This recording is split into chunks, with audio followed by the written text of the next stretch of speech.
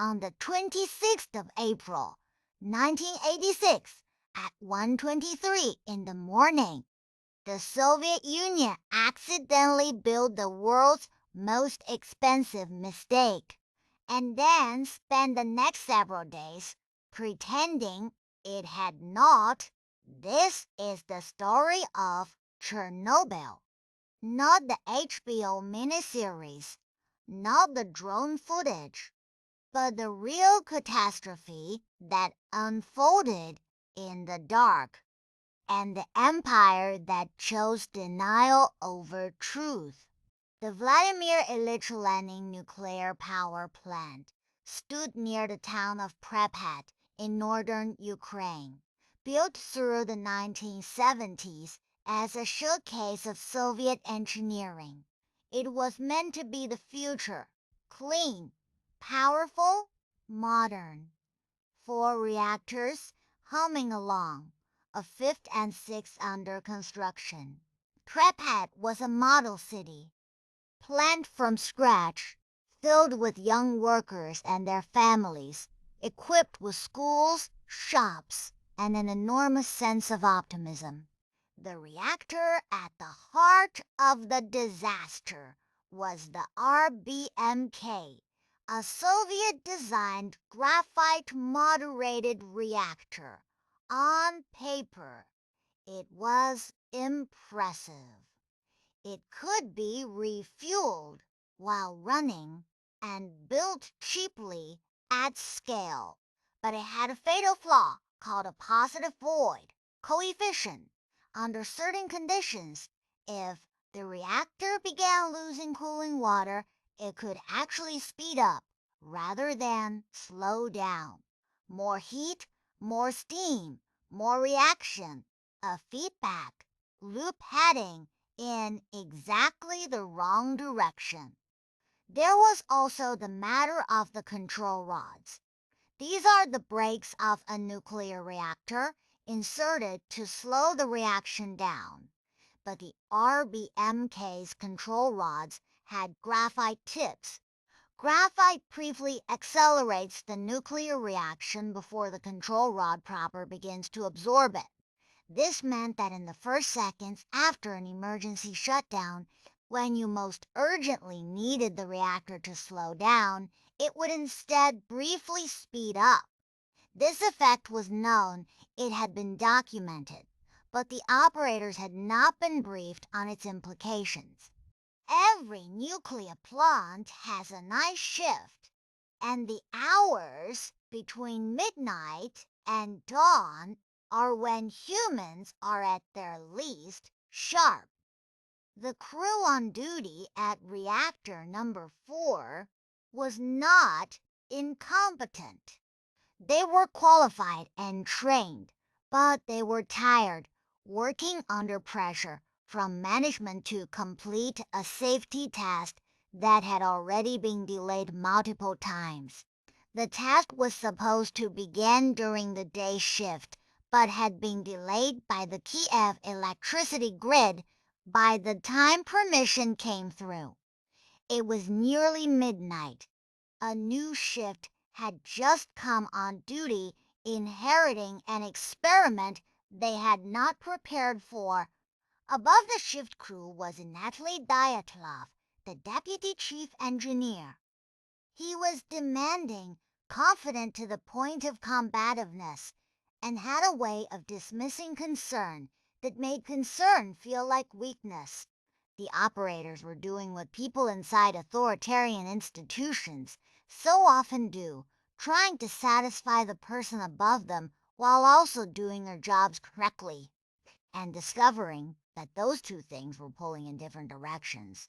The operators withdrew so many control rods trying to stabilize the reactor that fewer than 8 remained inserted. Safety regulations required a minimum of 15.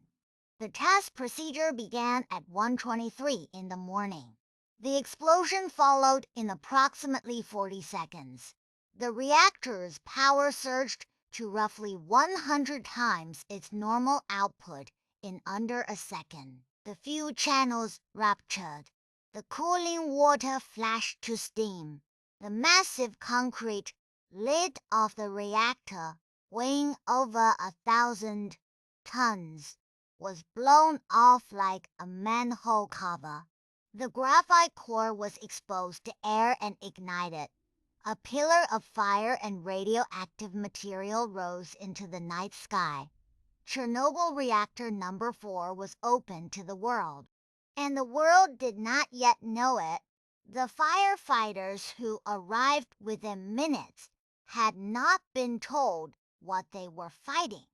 They stood on the roof of the turbine hall in the open air next to an exposed nuclear core that was spewing radiation at levels that would kill them.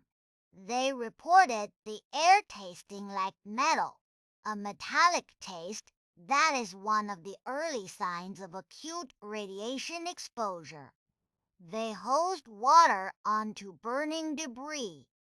The water ran into the reactor building and created radioactive steam. They did not know this. They were doing their jobs with courage and without information.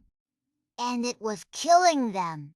In the hours after the explosion, the Soviet government did what the Soviet government always did. It minimized, it denied, and it controlled information. Pripyat was not evacuated until 36 hours after the explosion. For a day and a half, children played outside in radioactive dust, while officials assured their parents that everything was fine. The first public announcement came on state television 2 days later, describing the accident as minor. The world learned about Moscow, but from Sweden, where workers at a nuclear plant detected radiation on their shoes. The cleanup involved over 600,000 workers, called liquidators. Helicopter pilots dropped sand, lead, and boron onto the burning reactor, flying through radioactive smoke. Miners dug a tunnel under the reactor to prevent melted fuel from reaching the groundwater. Divers entered the flooded basement beneath the reactor to open valves, knowing the water was heavily contaminated. Workers on the roof had 90 seconds each to shovel radioactive debris before their maximum lifetime dose was reached.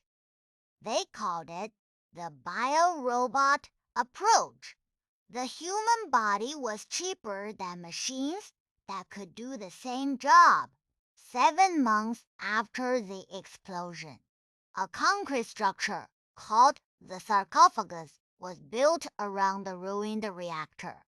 It was never meant to be permanent, but it stood for nearly 30 years. In 2016, a new containment structure, the new safe confinement, was slid into place over the old sarcophagus. It is the largest movable land-based structure ever built.